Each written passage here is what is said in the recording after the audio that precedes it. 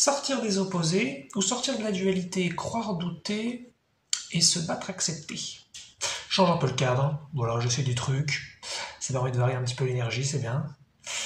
Euh, J'avais déjà parlé quelquefois de marier un peu les opposés, c'est-à-dire ça se voit un peu plus avec les sous-personnalités, c'est-à-dire d'être capable finalement de ressentir un petit peu deux émotions opposées. C'est quelque chose d'assez difficile, il faut pas mal pratiquer pour le faire, et puis d'ailleurs ça se fait à ce stade-là, ça se fait pas de façon tellement contrôlée, ça vient tout seul au bout d'un moment. Qu'en général on a peur d'une chose, on peut la désirer en même temps, enfin ça dépend des sujets. Il y a des trucs par exemple, qu'on ressent qu'on les veut vraiment, et puis on n'arrive pas du tout à les obtenir, et ça nous rend très confus. Typiquement, ça pourrait être sur les relations amoureuses, par exemple, pour ceux ça fait, ils cherchent à avoir une relation, ils ressentent qu'ils ont l'envie, c'est très fort, et puis pour autant ça marche pas, et ils comprennent pas. Et donc là en général il y a un mélange de sous-personnalités, où on a d'un côté donc des sous-persos qui ont réellement envie, d'autres qui n'ont pas envie pour leurs raisons. Mais ça c'est des raisons qui seront donc futurement conscientisées. Et donc l'idée c'est d'être capable donc de s'ouvrir à ça, et en fait plus on s'ouvre à ça, plus on va toujours bien sûr ressentir ce désir de la relation, mais aussi on va commencer à s'ouvrir à la possibilité qu'en fait on n'en a pas envie. En tout cas, d'autres parties de nous n'en ont pas envie.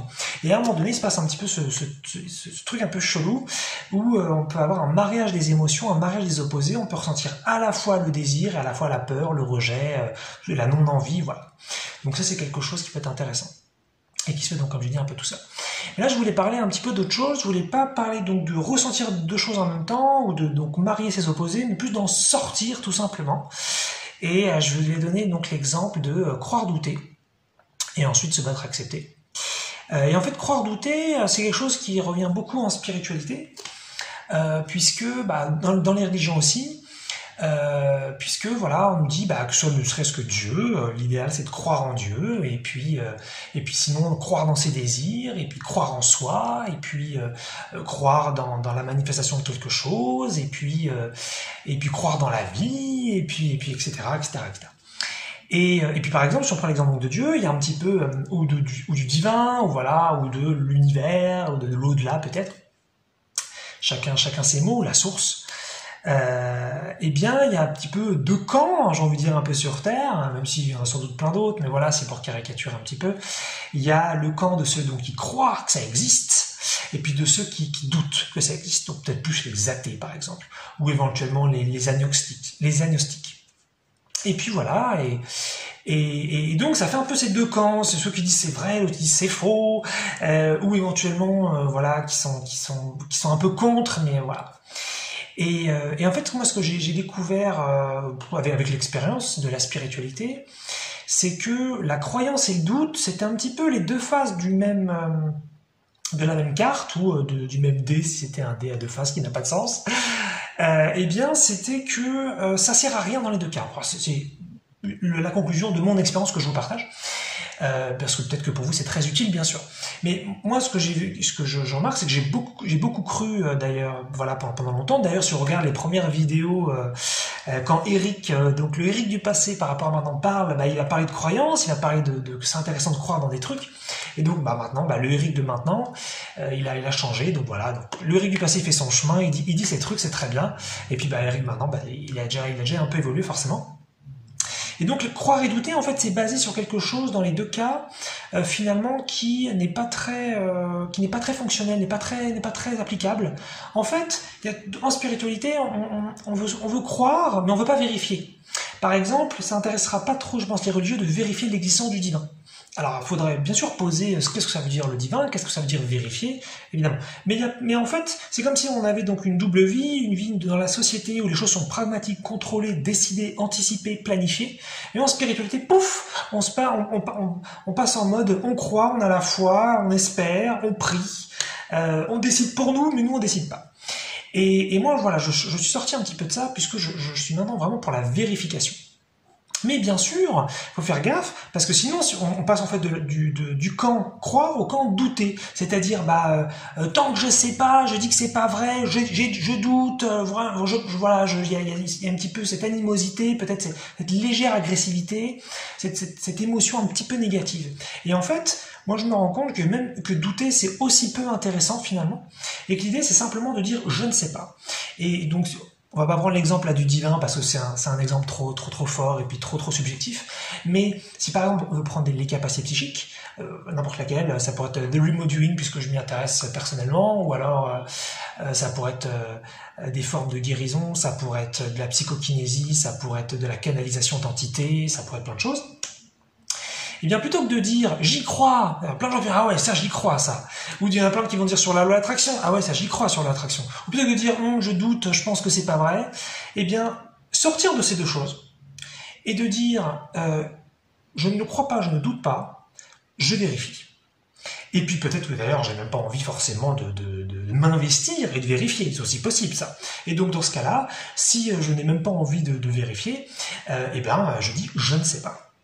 Et c'est pas forcément évident dans un premier temps. On a envie de dire si c'est vrai alors qu'on l'a pas vérifié, ou si c'est faux, ou non c'est faux plutôt, si on l'a pas vérifié. Et c'est vrai qu'il y a ce truc un peu. Et en fait vraiment c'est marrant parce que alors ça n'annule pas forcément les ressentis, c'est-à-dire même si on veut sortir de la croyance et du doute, il peut encore y avoir des sous-personnalités qui croient et des sous-personnalités qui doutent. Mais déjà il va y avoir une désidentification de ce phénomène-là, et c'est plus important en fait. Finalement, ces émotions elles passent parce que voilà, on s'y intéresse plus tant que ça, et je trouve ça assez libérateur de plus avoir besoin de croire, de plus avoir besoin de s'accrocher à que quelque chose soit vrai. Je pose l'hypothèse et je fais la vérification. Et tant que je n'ai pas fait la vérification que c'est vrai ou que c'est faux, eh bien je reste dans un je ne sais pas, et je n'ai finalement pas besoin que ce soit vrai ou pas besoin que ce soit faux, et même pas besoin d'ailleurs d'avoir vérifié. Voilà, c'est une hypothèse aussi qui restera hypothèse aussi longtemps que la vérification prendra du temps, et peut-être sera éternelle, et donc à ce moment-là on restera dans un je ne sais pas. Mais je trouve ça très intéressant parce que en général vraiment c'est soit je crois soit je doute, soit je crois soit je doute, soit je crois soit je doute. Alors l'attraction c'est voilà, je pense que c'est vrai, je pense que c'est faux. Le divin, je pense que c'est vrai, je pense que c'est faux. Les capacités psychiques, je pense que c'est vrai, je pense que c'est faux. Connaître le futur, je pense que c'est vrai, je pense que c'est faux. Les voyants, je pense que ce qu'ils disent c'est vrai, je pense que si c'est faux. Et en fait, il y a vraiment ce truc où, comme on nous a vraiment pas éduqués dans notre société occidentale à faire nos propres vérifications et puis à devenir très mature en spiritualité sur ce genre de trucs, on prend des décisions hâtives comme ça, où ça nous fait plaisir de croire, donc on croit parce que ça nous rassure de croire dans quelque chose, ou alors on est un petit peu peut-être énervé, on est un petit peu en colère sur certaines choses, donc on se met à douter, on se met à rejeter, non on veut de l'athéisme, on veut que tout ça n'existe pas, et puis voilà, et pourquoi pas aussi. Et voilà, je propose donc une troisième possibilité, c'est sortir des opposés, ce qui n'est pas tout à fait pareil qu'un juste milieu, puisqu'un juste milieu ce serait plutôt ce que je dis au début, c'est-à-dire le mariage des opposés, c'est-à-dire ressentir finalement la croyance et ressentir le doute, ce qui est tout à fait possible d'ailleurs, on peut vraiment faire, on peut ressentir les deux en même temps, ce qui est très intéressant, ça marie donc les sous-personnalités, comme je disais au début, et puis ça vient soulager l'intérieur, il y a beaucoup moins de conflits, mais je trouve que l'attitude de vouloir vérifier ces hypothèses, de vouloir finalement ne pas croire, ne pas douter, je trouve ça assez génial, ça rend les choses ça permet de faire beaucoup de choses, d'aller très très loin, d'être finalement très puissant, puisqu'on est dans une attitude qui n'est plus bloquée, je veux pas aller par là parce que je doute, mais si je doute pas, je peux y aller. Et puis en même temps, si j'y crois, mais que j'ai pas vérifié, je peux peut-être faire des bêtises et construire une maison sur du sable mouvant et après tout s'écroule, je comprends pas. Est-ce que c'est ça les croyances, hein? La plupart des croyances qui sont pas vérifiées, il y en a plein qui sont fausses, il y en a bien sûr qui sont vraies aussi. Et donc, on peut faire n'importe quoi. On peut avoir le dernier étage de notre maison qui est pas vérifié parce que finalement il y a rien au-dessus, donc on s'en fout. Mais si on veut commencer à faire des fondations, il va falloir faire des vérifications. Et c'est peut-être aussi pour ça qu'en spiritualité, il y a beaucoup de croyances, parce que les gens, ils ont construit toute leur vie sans spiritualité, et la spiritualité, ils la mettent tout au-dessus de leur vie. C'est le petit truc, le petit bonus, le petit kiff. Donc, il n'y a pas forcément besoin de trop s'emmerder, on peut croire dans plein de trucs. Comme moi, d'ailleurs, je le faisais donc des années plus tôt. Et puis, quand on veut commencer vraiment à bâtir une autre existence, une autre vie, il va falloir des choses plus solides. Et donc, pour ça, il va falloir faire des vérifications.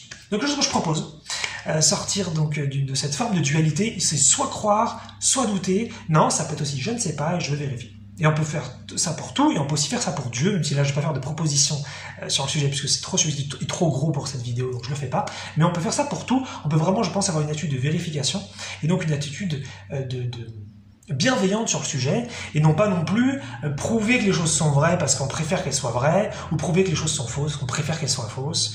Alors, on peut tout à fait avoir donc une attitude tout à fait bienveillante et simple là-dessus. Et par rapport donc à se battre, accepter, parce que c'était un petit peu la deuxième proposition, c'est un petit peu la même chose. En général, ce qui se passe, c'est qu'en spiritualité, on nous dit qu'il faut accepter les choses. Voilà, on lui dit voilà, bah, ce qui se passe, en fait, tu l'as voulu à un certain niveau, et donc il faut que tu l'acceptes, et puis c'est ton chemin, et puis tu t'es incarné pour ça, et donc il faut accepter. Et puis il y a plein de gens dans la société, d'ailleurs aussi en spiritualité, mais beaucoup dans la société, donc je dirais non spirituelle, qui ne sont pas contents donc de ce qu'ils vivent, que ce soit physiologiquement, financièrement, relationnellement, émotionnellement, donc ils vont se battre. Et il va y avoir donc, par exemple, je pense qu'un exemple cliché qu'on a, c'est par exemple les gens qui ont des maladies comme le cancer, ils vont se battre contre la maladie. Si par exemple on a une guerre qui se déclare, on va se battre contre. Voilà, et puis il y a des camps, par exemple, là je sais pas, sur la vaccination en 2021 et puis aussi un petit peu en 2022. Il y a eu voilà des combats entre donc de ceux qui veulent se faire vacciner, ceux qui veulent pas, et puis voilà. Et donc on a souvent un petit peu ce truc, donc soit on se bat, soit on accepte. Ces deux attitudes. Et en spiritualité, c'est ça, c'est arrête de te battre, c'est accepte. Bon, j'ai déjà parlé de ça plein de fois, de mon point de vue sur l'acceptation, que je trouvais que c'était pas très approprié, mais là je voudrais dire un petit peu autre chose. C'est que on peut aussi donc encore une fois faire le mariage des opposés. On peut aussi ressentir à la fois l'envie de se battre et à la fois l'envie d'accepter, ou plutôt la guerre en soi et l'acceptation en soi. On peut aussi ressentir les deux en même temps. Et comment on fait? Donc comme j'ai dit, plus on est ouvert aux deux, parce qu'en général on préfère l'un à l'autre. On préfère se battre plutôt qu'accepter, ou on préfère accepter que se battre. Plus on est ouvert aux deux en même temps, plus les émotions vont pouvoir se rapprocher, les sous-personnels vont pouvoir communiquer, s'intégrer ensemble et sortir du conflit. Donc c'est comme ça qu'on fait un mariage des opposés et des émotions. Mais pour sortir finalement de ça, ce serait plus cette idée du je ne sais pas, c'est face à une situation finalement qui ne me convient pas, puisque c'est ça en fait. Dans les deux cas, finalement, c'est la même chose. Pourquoi je me bats contre quelque chose? Je me bats contre ma situation parce qu'elle ne me plaît pas. Et dans l'autre sens, pourquoi est-ce que je dois accepter ma situation? Pourquoi en spiritualité on me dit d'accepter ce qui se passe? C'est bien parce que ça ne me plaît pas. Donc le point commun finalement entre les deux cas, de se battre accepter, c'est parce que ça ne me plaît pas. Et plutôt finalement que d'avoir cette attitude, peut-être qu'on pourrait en avoir une troisième, donc une quatrième, parce que la troisième c'est de ressentir les deux en même temps. Eh bien la quatrième, ce serait de plutôt, j'ai un truc qui me plaît pas, j'ai pas forcément besoin de me battre contre, c'est-à-dire lui faire la guerre, de le détruire, de le défoncer, et bien sûr c'est des parties de moi, donc ça va être très problématique à un niveau profond, mais comme en surface on ne le sait pas, on va penser que l'extérieur existe et qu'il est vraiment loin de nous, et que donc si on le détruit on est tranquille, même si c'est pas vrai du tout, mais c'est ce qu'on pense, et c'est ce qu'on ressent, et c'est très fort, et l'illusion de ce point de vue-là colle très fort. Donc ce serait plus de se dire, j'ai pas envie de me battre contre ce truc, ça m'intéresse pas. J'ai pas l'énergie pour, j'ai pas le désir pour, mais ça veut pas forcément dire que j'ai envie de l'accepter pour autant. Et donc ça veut dire je reste peut-être dans un je ne sais pas, donc quelque chose d'un petit peu flottant, ça peut être un peu étonnant, mais j'ai pas forcément besoin de dire oui. J'ai ni besoin de dire non, ni besoin de dire oui. Il peut y avoir une attitude un petit peu différente comme ça. C'est très intéressant, je trouve. C'est aussi libérateur parce que ça nous sort de ces positions qu'on sent dans la société. Il faut toujours faire la guerre à tout ce qui nous plaît pas, c'est hyper fatigant. Ou en spiritualité, il faut toujours tout accepter, ça peut être aussi très fatigant, ça dépend du point de vue bien sûr de chacun là-dessus. Et donc j'avais découvert ça il n'y a pas si longtemps, que finalement on pouvait aussi ne pas se battre et ne pas accepter, et qu'en fait donc ça pourrait s'appliquer à plein d'autres couples comme ça, auxquels je pense pas forcément. Mais il n'y a pas toujours besoin de choisir un camp. Parfois on peut faire les deux en même temps, et puis parfois on peut faire ni l'un ni l'autre, et ni donc le milieu non plus. On peut tout simplement être désintéressé de la chose, et juste ne pas avoir envie. Et sinon d'ailleurs, quelque chose donc qui serait un petit peu dans la même attitude, dans la même lignée, ce serait de se dire, toutes les choses qui ne me plaisent pas, acceptons-les maintenant, jusqu'à ce qu'on puisse les changer. Parce que c'est aussi quelque chose qui revient en spiritualité, c'est c'est changer ce que je peux changer et accepter ce que je ne peux pas changer. J'ai toujours trouvé ça un petit peu immonde comme proposition, puisque ça nous esclavagise complètement de notre expérience, on n'a vraiment pas le choix. Et donc, changeons tout ce qu'on peut changer, tout ce sur quoi on a le pouvoir, alors qu'on est des dieux dans tous les cas, et donc, et sur le reste, qu'on peut pas changer, acceptons-le. Sous-entendu, j'ai pas trop le choix, donc je vais accepter. Et non, moi je suis en total désaccord avec ça. Donc on pourrait sinon aussi accepter les choses là maintenant telles qu'elles sont, jusqu'à ce qu'on puisse les changer. Puisqu'on est des dieux, c'est juste qu'on l'a oublié, donc notre inconscient n'est pas de l'inconscient, c'est de la future conscience, et quand donc ce sera davantage monté plus haut, à ce moment-là on pourra changer les choses. Mais effectivement, pour sortir un petit peu de ce truc de conflit, de se battre, et puis d'avoir donc besoin forcément d'accepter, il faut faire des travaux sur soi insupportables, ça prend un temps fou, parfois ça prend des dizaines d'années, juste peut-être qu'on n'a pas besoin d'accepter les choses ni de se battre. Ça pourrait être par exemple un exemple de quelqu'un qui nous a traumatisé, qui a abusé de nous, qui nous a battus. On pourrait tout à fait avoir de la haine contre cette personne, et donc effectivement se battre contre et la détester, et puis peut-être même être activement contre elle, ou on pourrait se dire bon maintenant je pardonne et j'accepte et ok la, et ça pourrait être aussi sinon juste j'ai pas envie de me battre contre cette personne, mais j'ai pas non plus envie d'accepter ce qui s'est produit. Voilà, et c'est pas forcément avec de la haine que je n'accepte pas, ça peut être avec de la tranquillité. Non, je n'accepte pas d'avoir vécu cette chose, voilà, je suis cool par rapport à ça, mais je ne suis pas dans l'acceptation, je ne suis pas non plus dans le pardon, voilà, et je n'ai pas non plus envie de me battre. Et je trouve que c'est une position très intéressante qui nous sort et qui nous apporte plus d'options.